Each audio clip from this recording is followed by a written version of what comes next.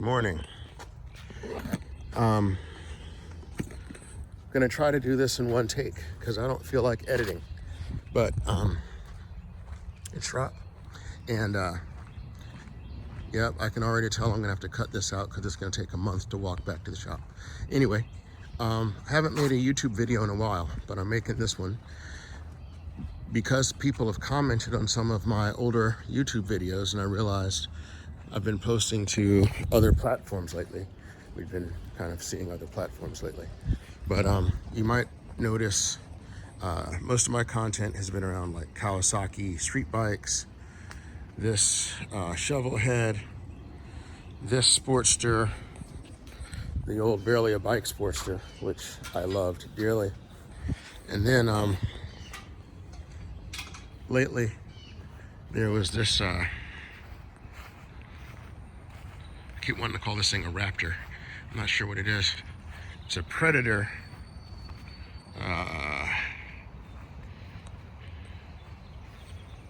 90cc two-stroke quad. That's the old Blueberry. Now,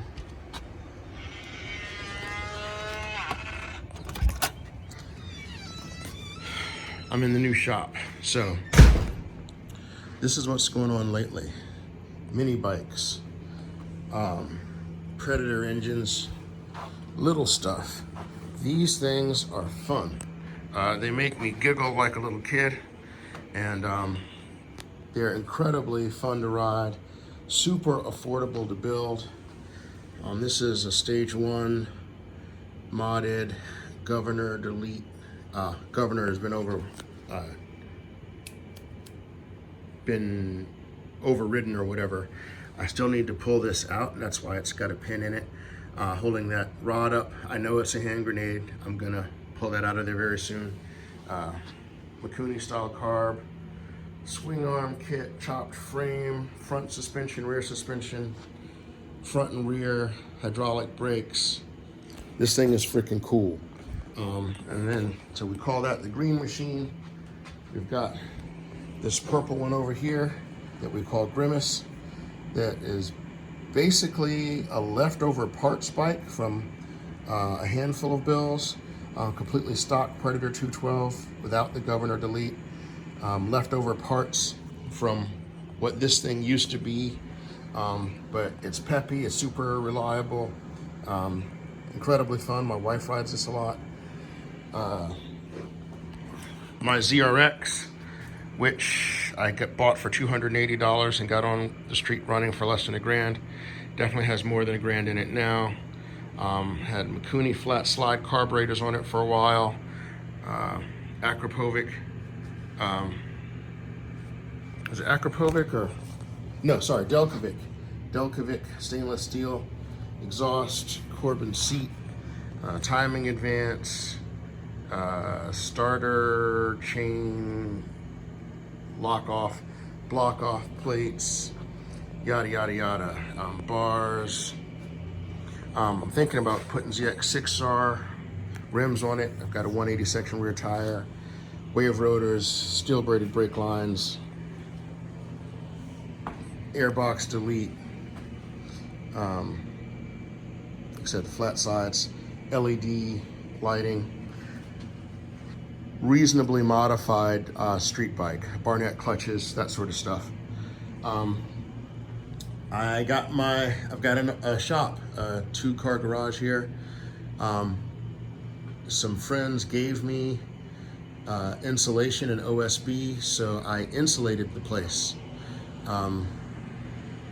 which makes my little wall unit air conditioner very effective. And we'll see how that goes. My wife's go-kart, extra long, stretched 8 inches because she's 6 feet tall and has long, pretty legs. So we didn't want her all cramped up like in Mario Kart. So this thing, another somewhat modified Stage 1 Predator. Had a test and tune day yesterday, and we managed to tear the caliper off the mount and found a weak weld. That's my fault. And it's the first ever weld failure I've experienced in the few years, 7, 5, 7, I don't know. In the handful of years I've been welding, this is the first time something I welded broke. And that is related to something I mentioned yesterday in a video. This welder, that weld was the first day I was running this welder. This is the Yes Welder 250 Pro MIG, running on 220 power. It's a good welder, but like, it's the interface with how to control it is not intuitive. And I was excited and I rushed and I didn't read the booklet, and I made lousy welds that day. That's my fault. I'm responsible for it. But I'm just saying that, like, other modern electronic auto setting welders are easier to figure out. So like, that looks easy, right? It looks like you've got wire, you've got material, you've got mode. You should be able to just tell it what you're doing, you tell it which material you're using, you tell it thickness, you tell it wire thickness that you have loaded, and it goes to an auto set for wire speed and voltage and current. And that does kind of work, but it's like, if you start changing it, if you want more wire speed or more voltage, it's not intuitive, and then you get away from the setting that you started with, and it's hard to get back to the original, and it makes it harder to use it correctly. This digital TIG by Eastwood is way better than that as far as the interface is concerned. Like, it has presets, and you can go to like preset 2 or whatever is like 1/8 inch aluminum or whatever it is. So like, you can very easily get to a known good setting, and then you can easily move from that if you want more heat or less heat, or whatever. This thing is trickier to use, and I've actually been having to read the book, which is weird. Like, most of the time you pick up a MIG welder in particular, you just turn up and down wire speed, you turn up and down voltage. Like, why has it got to be so complicated? I don't like that. But anyway, so gonna improve this brake mount setup, but the thing runs great. It's a ripper. It actually feels like it lifts the front tires when you whack the throttle open, and it will drift in grass, and it is also flip overable if you whack the wheel to one side while you're moving quickly. The tires dig into the grass, and it will lift the inside tires, and you can actually roll the damn thing over. And then there's this. I got this frame on Facebook Marketplace for 40 bucks. I put a pair of bars on it because when I sit on it, my knees are up here, and my hands would hit my knees if I put a shorter set of bars. That's how little this thing is. It's hard to express how small it is, but like, this is a big screwdriver, and it's like half the size of the four-wheeler. Like, it's this is itty bitty. I'm trying to see if I can find a yardstick to show you.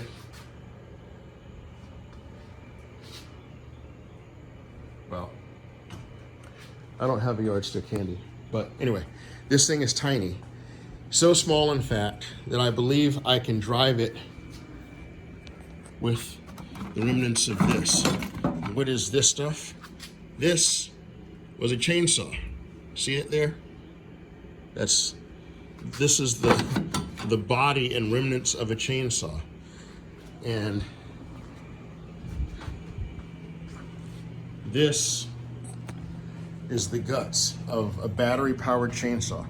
This is the motor. That's the part we care about the most. This is the box that the battery slides into. This is the trigger that was inside the trigger housing, electronics and a heat sink, some safety switches and whatnot. Hope you could see that. Electronics with the heat sink, safety cutoff switch. That's for, I think when you bump the bar into the wood, it cuts the motor, cuts battery connection from everything else. And little tiny switch. It's an activation board. Yeah, this, you have to hit this little button and it goes beep and light turns green. So we already had this Greenworks Amazon brand battery system here. We use it for the our weed whacker and leaf blower.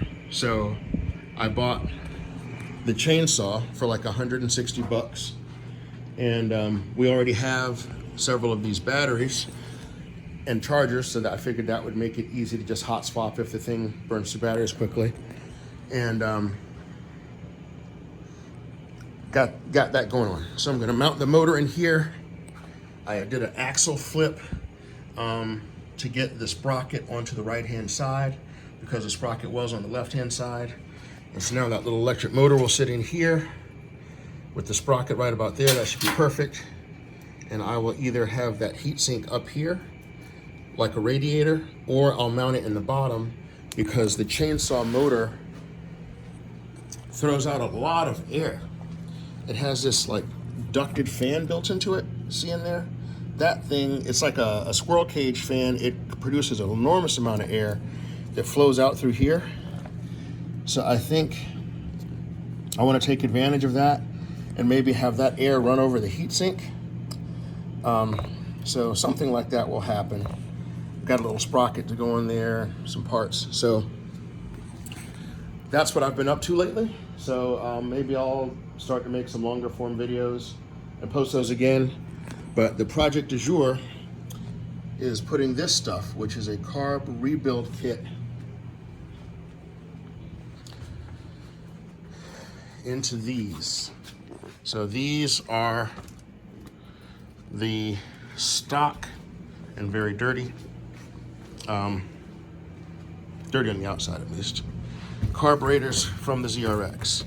They are perfectly fine Keyens, and they have a, I think it's Evans jet kit, or no, Dynajet Stage 3 jet kit, which goes extremely well with pods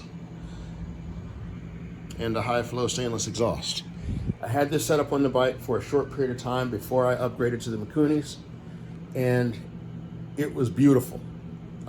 Incredible throttle response, great power, great sound, easy to start, reasonable fuel mileage.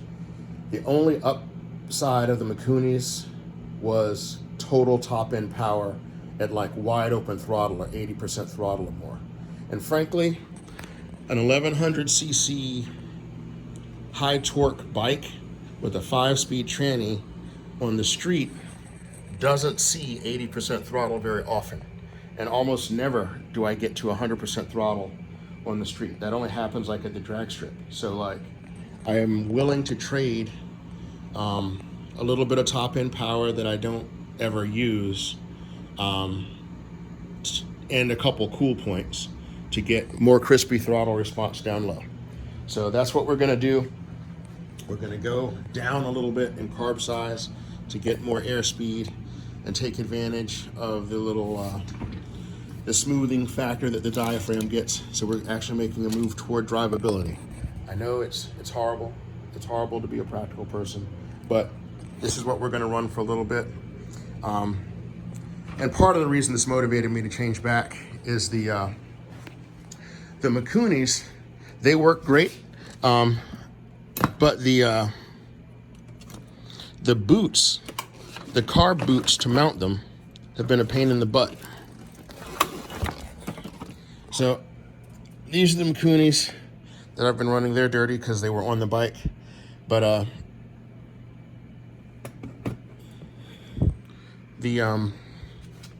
and these are the pods that I've been running because no air box. But you see this whole pile of carb intake boots here? Those and these and these and these. The only thing that I can find that fits the Mikunis is these cheap boots that I got off of Amazon or eBay, and like they only lasted a year. Factory boots from Kawasaki last forever. And so I went and I got another factory set from a ZX11R, which has bigger carbs, and they're a little bit too big. And I don't like putting cheap parts that don't last on my bike. It aggravates me to have to redo work. So I'm going back to these original 1999 Kawasaki factory intake boots, which are still in perfectly serviceable condition, and back to the original Key and Carbs with the jet kit. I'm gonna replace the little diaphragms because one of them is gone bad, I think because it got exposed to brake clean.